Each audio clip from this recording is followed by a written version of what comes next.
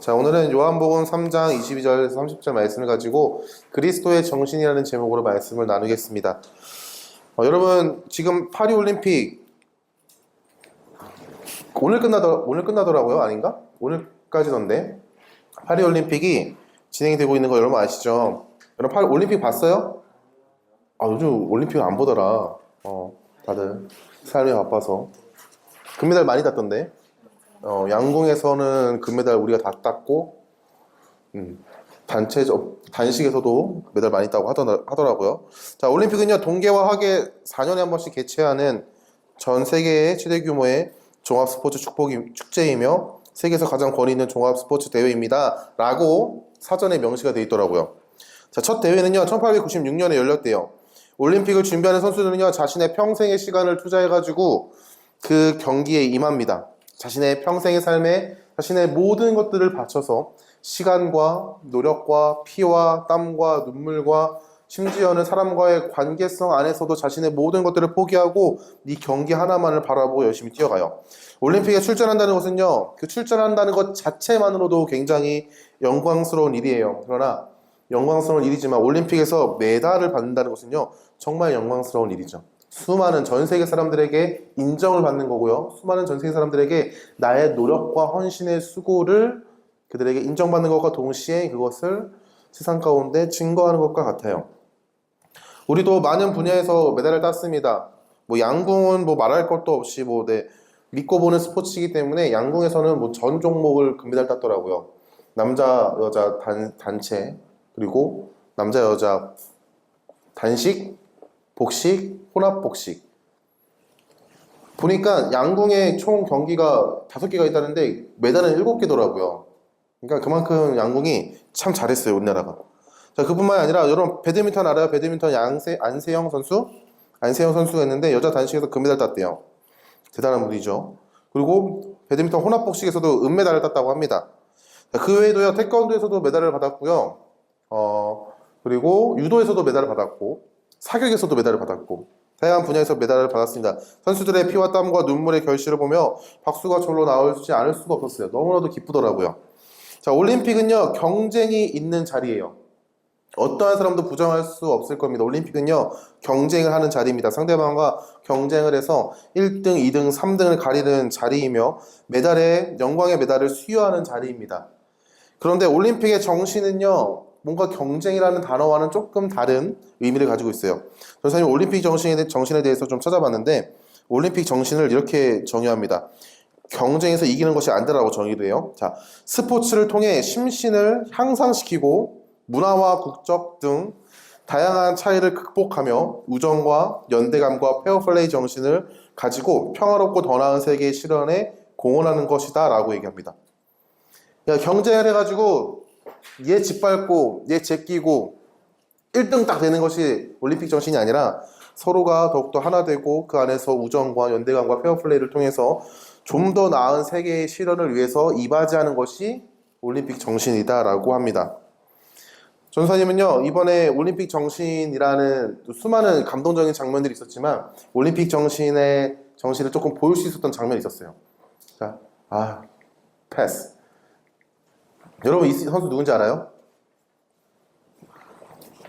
모르죠. 그렇겠죠? 자, 이분은요 58kg급 남자 태권도 선수입니다. 금메달 땄어요. 몇 살인지 알아요? 17살? 어? 19살? 그렇게 어린 사람도 추천할 수 있나? 자, 이분은요 04년생이라고 합니다. 04년생인데 벌써 군대를 면제받았어요. 금메달을 따가지고. 자,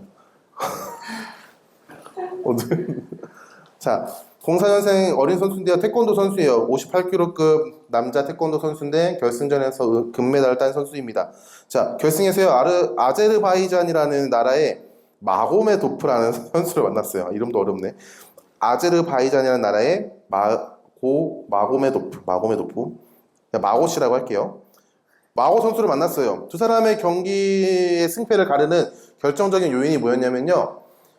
박태준 선수가 잘한 것도 있는데 결정적인 요인은 상대방 선수의 부상이었어요. 부상. 상대방 선수의 뭐 왼쪽 정강인가 어디가 부상을 당해가지고 사람이 경기를 더 이상 진행할 수 없어가지고 자동으로 이기게 되었습니다. 자, 그런데 박태준 선수는요, 부상을 당한 상대 선수에 대해서 예의를 표하면서 경기에 최선을 다해서 임한 것과 동시에 경기를 마친 후에는요, 상대방 선수를 돌보는 모습을 보여주었습니다. 너무나도 힘들고 어렵고 아픈 상황에서 마고 선수가 아무것도 할 수 없는 상황에서, 물론 경기이기 때문에, 경쟁이기 때문에 그 상황에서 최선을 다했어요. 그러나 경기를 마친 후에는요, 그를 돌보는 모습들을 보았습니다. 그리고 너무나도 감사한 건 뭐냐면은 금메달 수여식 장면이거든요. 지금 금메달 받고 나가는 장면이에요. 금메달을 받고 나가는 장면에 입장할 때도 마고 선수를 부축해서 데리고 왔는데 퇴장할 때조차도 마고 선수를 부축하면서 나아가는 모습을 보여주었습니다. 여러분, 올림픽은요, 경쟁이 있는 곳이에요. 그러나 경쟁만을 추구하지는 않아요.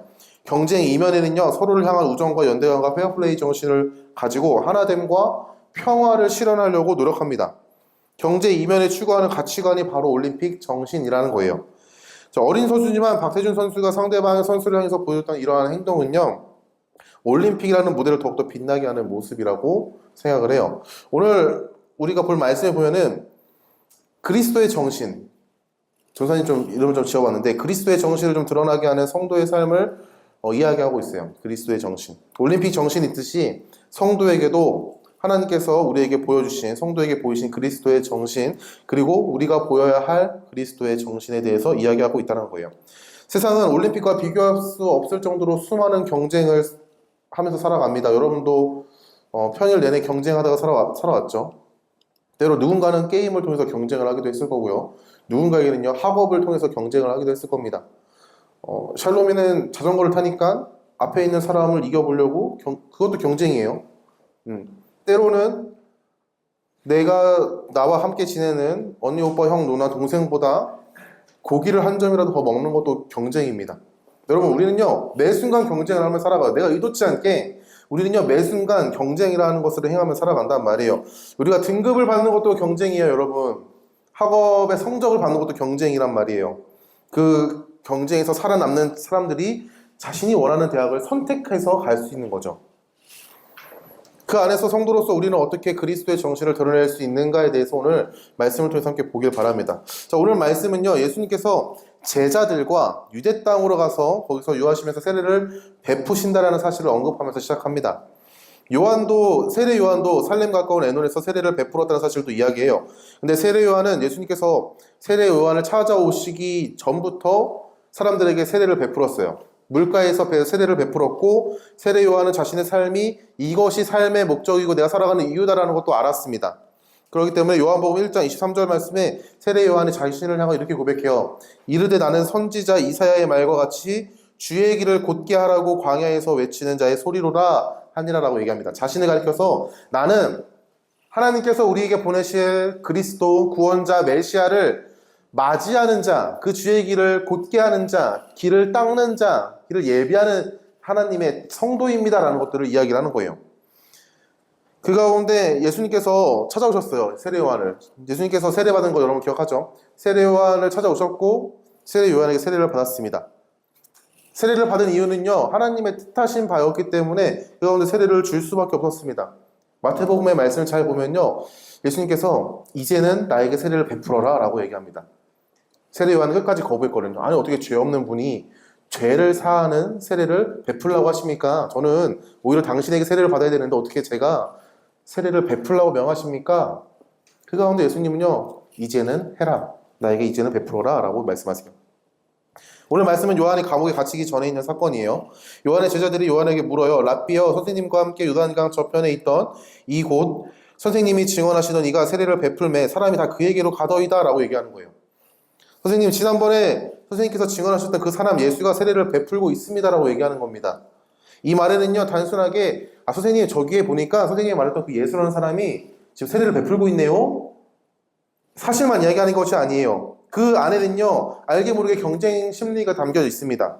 뭐냐면 이런 마음이었을 것 같아요. 변호사님 좀 과대 해석을 좀 해봤는데, 선생님 지난번에 선생님께서 말씀하셨던 그 사람 예수라는 사람이 선생님에게 세례를 받았잖아요. 근데 이 사람이 지금 다른 곳에서 세례를 베풀고 있습니다. 이러면은 우리에게 나오는 사람들이 적지 않겠습니까? 우리의 인기가 점점 떨어질 것 같아요. 선생님, 당신의 인기가 점점 떨어지고 당신을 찾는 사람들이 점점 줄어들지 않겠습니까? 선생님의 인기가 떨어지면 어떻게 되겠습니까? 제자들의 마음에는요, 저기 선생님이 말했던 그 예수라는 사람이 세례를 베풉니다 라는 사실을 선포하는 것 외에 그 마음 가운데는요, 경쟁 심리가 있었다는 거예요.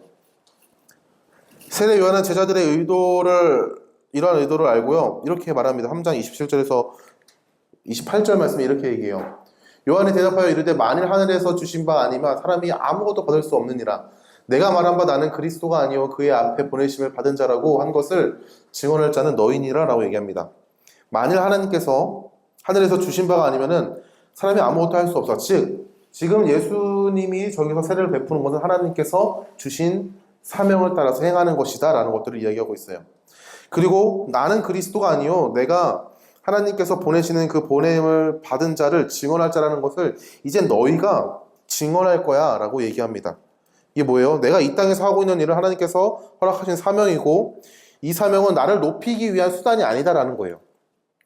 너희들이 이야기하는 거, 누군가에게 세례를 베푸는 거, 사람들에게 세례를 베푸는 게 나를 높이고 내가 어떠한 사람이라고 드러내기 위해서 행하는 것이 아니라 나는 그저 하나님께서 주신 바를 따라서 행하는 사람인데 이제 그것을 너희들이 증언할 거야.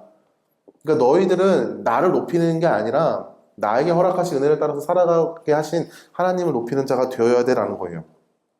그러면서 이렇게 얘기합니다. 3장 29절 말씀에 신부를 취하는 자는 신랑이나 서서 신랑의 음성을 듣는 친구가 크게 기뻐하나니 나는 이러한 기쁨으로 충만하여노라라고 얘기합니다. 예수님께서 사람들을 모으시고 그에게 세례를 베푸시는 그 모습을요, 결혼식장의 모습으로 비유를 해요. 신랑이 신부를 만나러 갔어요. 그리고 신부를 이제 자기 아내로 맞아들이는 그 모습, 자기 아내로 맞아들일 때 신랑은 당연히 기뻐합니다. 그리고 신랑과 함께 있는 신랑의 친구들도요, 그의 음성을 들으면서 함께 기뻐해줘요. 그게 뭐예요? 지금 예수님을 통해서 하나님으로 나아오는 이 장면들은 내가 보고서 내 인기가 떨어지면 어떡하지? 내가 사람들에게 잊혀지면 어떡하지? 이런 것으로 해석할 것이 아니라 함께 기뻐해야 하는 사건이다라고 얘기하는 거예요. 그러면서 마지막으로 덧붙여서 이렇게 얘기합니다. 요한복음 3장 30절 말씀에 그는 흥하여야 하겠고 나는 쇠하여야 하리라. 예수님은 흥하여야 하겠고 세례 요한인 나는 이제 쇠하여야 하리라 라고 얘기합니다. 자신의 목적을 성취한 세례 요한의 고백이에요. 여러분, 세례 요한은요, 예수님을 자신의 경쟁상대로 여기지 않았어요. 이겨야 하는 대상이 아니고요, 오히려 섬겨야 하는 대상임을 분명하게 알았습니다. 누가복음의 말씀을 보면은 세례 요한의 출생에 관하여 굉장히 상세하게 기록하고 있거든요. 세례 요한이 아버지로부터 어떻게 세례 요한이 탄생을 하는지, 그리고 예수님께서 어떻게 탄생을 하는지에 대해서 되게 상세하게 기록을 하는데 한번 보면 좋겠어요. 나중에 세례 요한은요, 하나님께서 보내시겠다라고 약속하신 메시아 그리스도의 오심을 예비하는 자로 태어난 사람이에요. 예수님께서 이 땅에 오심을 예비하는 자, 그 길을 닦는 자, 준비하는 자로 하나님께서 보내신 자라는 말이에요. 누가복음 1장 17절 말씀 이렇게 얘기합니다. 그가 또 엘리야의 심령과 능력으로 주 앞에 먼저 와서 아버지의 마음을 자식에게 거스르는 자를 의인의 슬기에 돌아오게 하고 주를 위하여 세운 백성을 준비하리라 라고 얘기합니다. 여기서 그는요, 세례 요한을 가리켜요.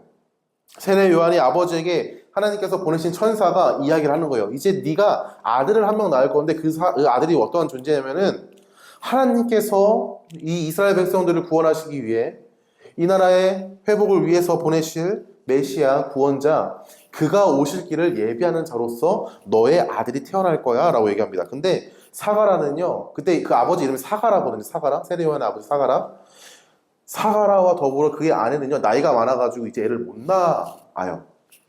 애를 낳을 수 없는 상황이다라고 자신들이 스스로 인지를 했어요. 근데 하나님께서 보내신 천사가 이런 말을 하는 거예요.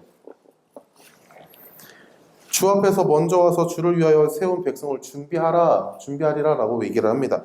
세례 요한은요, 자신을 희생할 수 있었던 그 이유가 뭐냐면 자신이 이 땅에 보냄받은 이유가 무엇인지 분명히 알았기 때문이에요. 하나님께서 자신에게 주어진 사명이 분명히 무엇인지 알았기 때문이죠. 그 사명은 자기를 높이기에 급급했던 것이 아니라 자신을 낮추어 주어진 사명을 감당함으로 나아가야 한다는 것을 그는 분명히 알았어요. 그리고 예수님이 오실 길을 예비하는 삶, 어찌 보면은 종과 같은 삶이죠. 어찌 보면요, 이 메시아가 오면요, 자기는 자연스럽게 사람들의 삶에서 잊혀져 버리는 삶일 수도 있어요. 정말 반짝 빛나서 어느 순간 사라져 버리는 안개와 같이 그러한 삶을 살아가는 것도 이 세례 요한에 있으니 최고의 영광으로 여겼습니다. 자, 그렇다면 성도는 어떻게 살아야 하냐? 성도는 어떻게 살아야 하냐? 성도의 사명은 뭐냐? 우리는요, 경쟁 사회에서 살아가요. 전사님 부정하지 않아요. 경쟁 사회에서 살아갑니다. 우리는 경쟁을 할 수밖에 없는 구조 안에서 살아가요. 경쟁 사회에서 살아가지만 우리는요, 우리의 정체성을 드러내면서 살아내야 돼요. 다시요. 여러분, 공부 열심히 하세요. 공부 열심히 하고요. 좋은 대학 가려고 노력하고요. 여러분이 하고 싶은 일들을 위해서 노력하세요. 부정하지 않겠어요. 최선을 다하세요. 근데 우리의 정체성을 드러내며 살아가야 한다는 거예요. 세상과 똑같이 누군가를 밟고 일어서는 것이 아니라 누군가를 자신의 발 아래 놓고 그저 군림하면서 살아가는 것이 아니에요. 세상의 영광과 칭송만을 받으면서 살아가는 존재가 아니에요. 성도는 이제 사람들을 제끼고 짓밟고 일어서서 최고가 되는 것으로만 만족하는 존재가 아니라는 거예요. 우리의 사명은 이런 것이 아니에요. 세례 요한의 고백처럼 이제 성도의 사명은요, 우리를 통해서 예수 그리스도가 드러나야 돼요. 우리를 통해서 누가 드러나야 되냐면은 예수 그리스도의 사랑이 드러나야 되고 예수 그리스도의 성품이 드러나야 되고 하나님께서 주신 그 사랑이 선포돼야 된다는 거예요. 세례 요한은요, 오실 길을 예비한 자예요. 여러분, 다시 한번 말하지만 세례 요한은요, 예수님이 오실 때까지만 사람들에게 주목을 받았던 사람이에요. 예수님이 오시면 자신은 자연스럽게 잊혀질 사람입니다.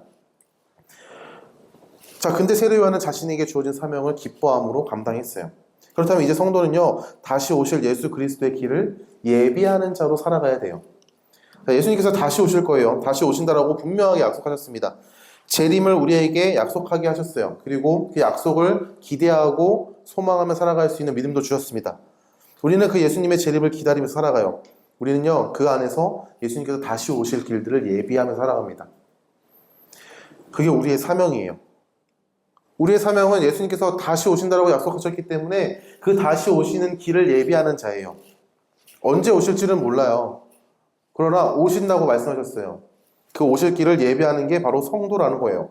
그렇다면 우리는요, 사명을 알았죠. 우리가 어떠한 삶을 살아야 되는지 알아요. 그러면 이제 우리가 어떻게 살아갈 수 있는가에 대해서 좀 고민해 봤으면 좋겠어요. 주님의 다시 오실 길을 예비하는 삶, 세상에 복음을 전하여 하나님의 사랑을 전하는 삶, 머릿속으로는 알겠단 말이에요. 사랑을 전해야 된다. 그렇구나. 내가 이렇게 살아야 되는구나. 알아요. 근데 그럼 우리가 어떻게 행할 수 있느냐, 그것을 어떻게 이루어갈 수 있느냐를 기대하고 소망해야 되는데 그 방법이 오늘 말씀에 명확하게 선포하고 있습니다. 자, 분명히 세례 요한은요, 훈련을 받았을 거란 말이에요. 그리고 자신이 어떠한 존재인지를 끊임없이 들었을 거예요. 부모님으로부터. 야, 너는 하나님께서 구원자를 보내실 건데 그 구원자를 오실 길을 예비하는 자로서 태어난 거란다 이러면서 자신이 이 땅에서 어떻게 태어났는지, 하나님께서 어떻게 역사하시는지 계속 들을 거예요. 그리고 그에 합당한 말씀에 대한 훈련과 경건에 대한 훈련을 끄집어서 받았을 거예요. 근데 중요한 것은요, 그가 성령의 충만함을 받았다라고 분명하게 성경은 언급하고 있어요. 자, 누가복음의 말씀을 좀 볼게요. 누가복음 1장 15절과 80절 말씀에 이렇게 얘기합니다.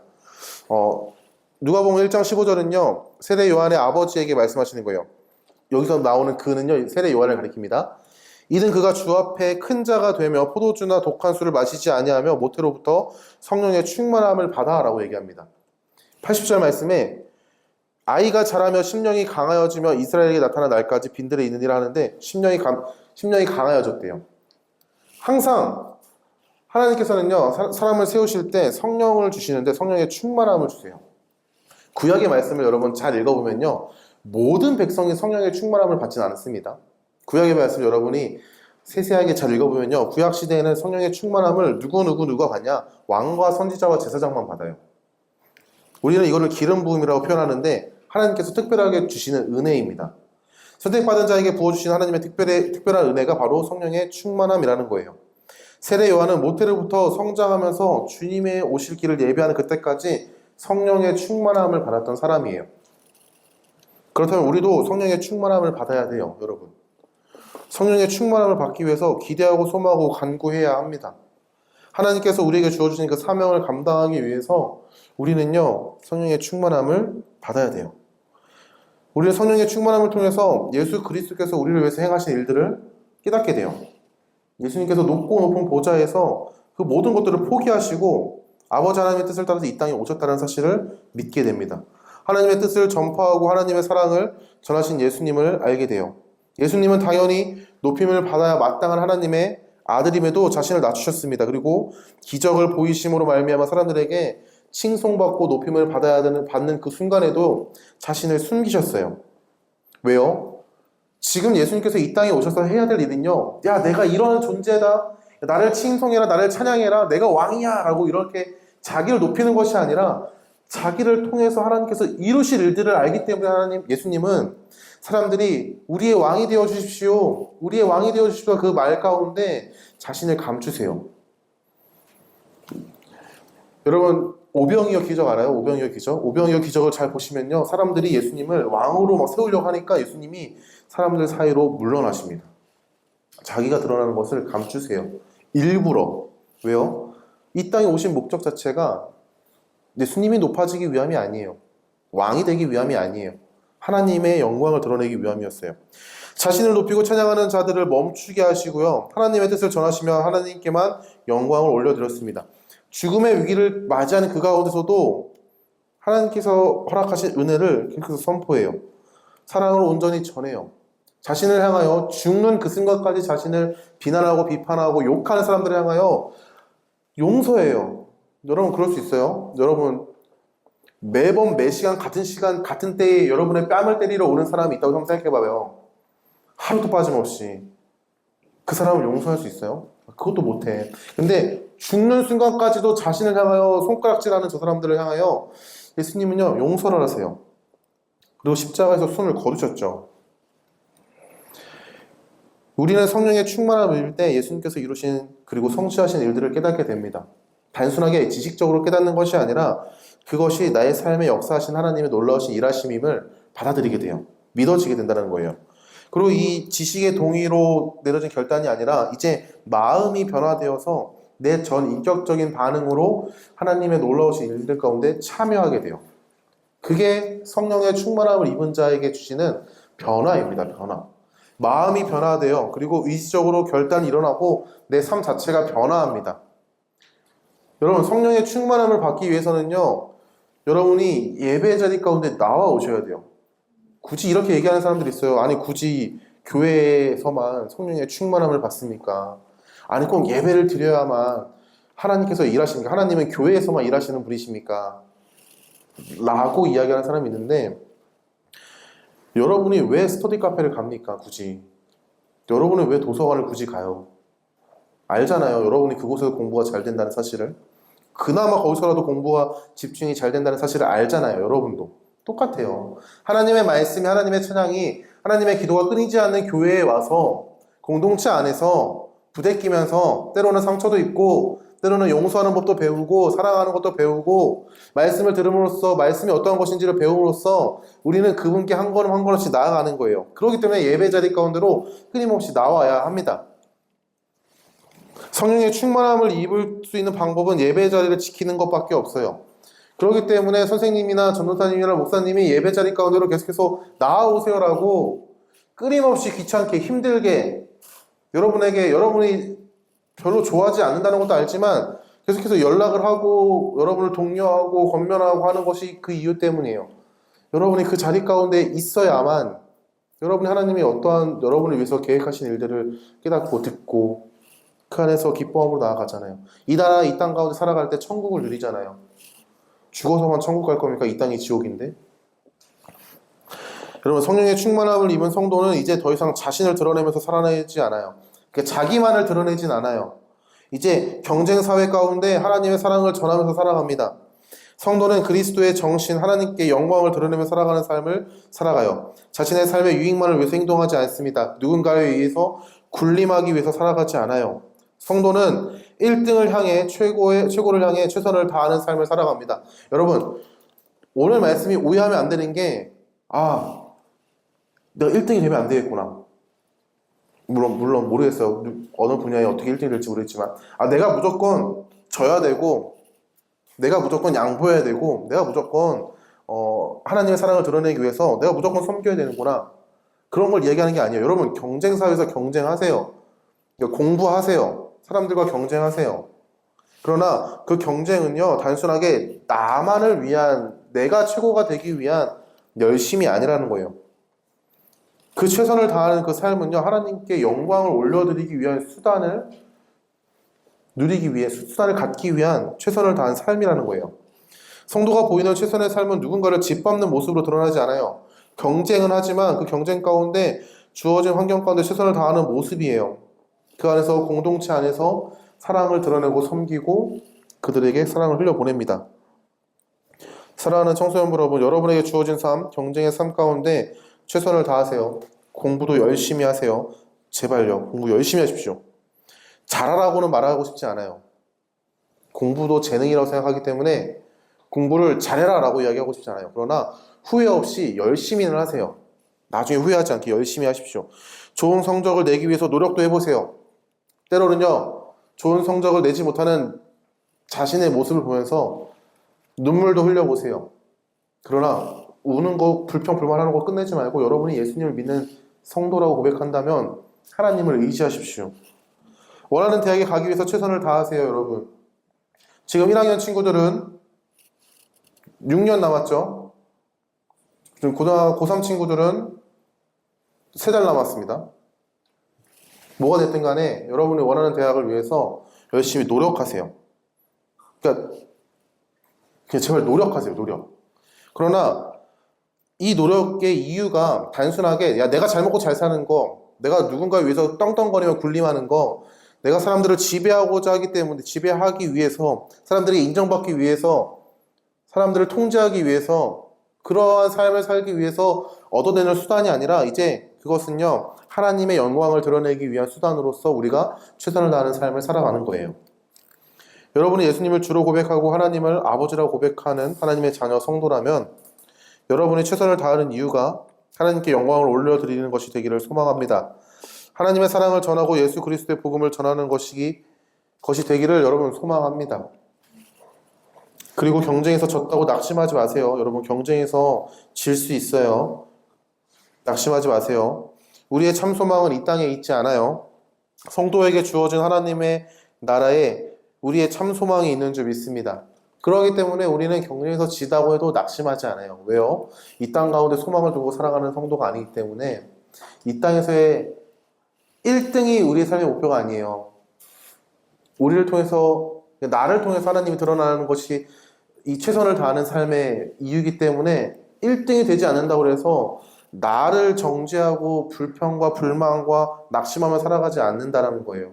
왜요? 그 안에서도 하나님께서 나를 통해서 어떻게 역사하실까를 기대하고 소망함으로 하나님께 물어요. 하나님, 제가 예상하고 원하는 대학에 가지 못했지만 하나님께서 원하는 것은 무엇입니까? 라고 묻게 돼 있다고요. 그게 믿는 자의 반응이에요. 예수님께서는 이 땅에서 영광을 누리기 위해서 살지 않으셨습니다. 그러나 최선을 다하여 복음을 전하였어요. 우리의 삶이 예수님을 닮아가는 삶이 되길 소망합니다. 최선을 다하되 낭망하지 않는, 오히려 기대하고 소망함으로 하나님께 영광을 올려드릴 수 있는 그러한 삶을 살아낼 수 있기를 소망합니다. 여러분이 원하는 대학 다 갔으면 좋겠습니다. 원하는 거 다 이뤄냈으면 좋겠어요. 그러나 그 원하는 대학과 원하는 것들 이뤄나가는 그 이유가 돈 잘 벌기 위해서, 남들에게 인정받기 위해서가 아니었으면 좋겠어요. 하나님의 영광을 드러내고 하나님의 사랑을 흘려보내는 수단으로 사용했으면 좋겠습니다. 그런 여러분 될 수 있기를 예수님의 이름으로 축원합니다.